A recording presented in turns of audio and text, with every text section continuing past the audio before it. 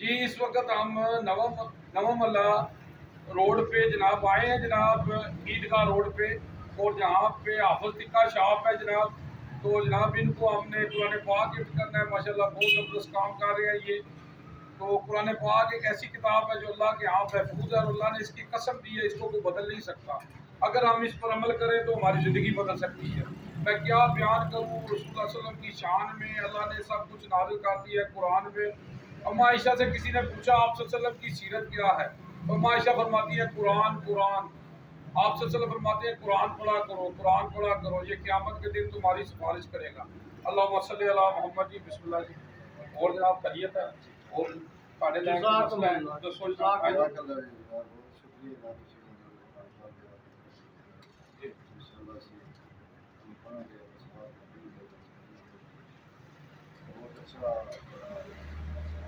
जी जी जी। आज भी हम